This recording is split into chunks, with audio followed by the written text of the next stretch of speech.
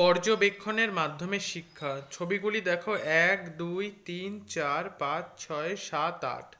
এবার মেলা দেখতে যাওয়া বিষয়। আমরা সকলে এখন মেলা দেখতে যাব।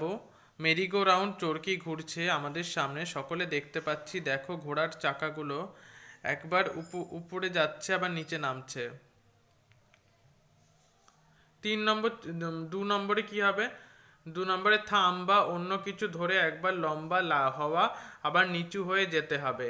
3 নম্বর ছবিতে উপরে ঘন্টা দেখা যাচ্ছে, চলো আমরা সকলে বাজাই।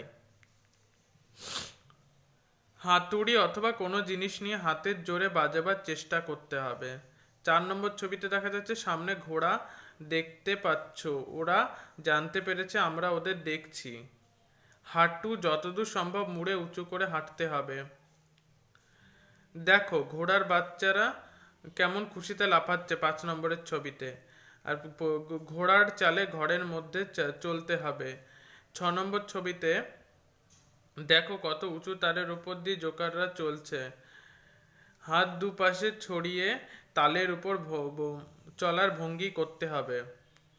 7, এই দেখো এখানে দুধের বোতল ও কত শরবতের বোতল রাখা হয়েছে, আমরা এর উপর বল ছুড়ব। মাথার উপর দিয়ে বল ছুঁড়ে মারার ভঙ্গি করা। আর 8, এবার চলো স্কুলে ফিরে যাই, সবাই হাঁটতে শুরু করতে হবে।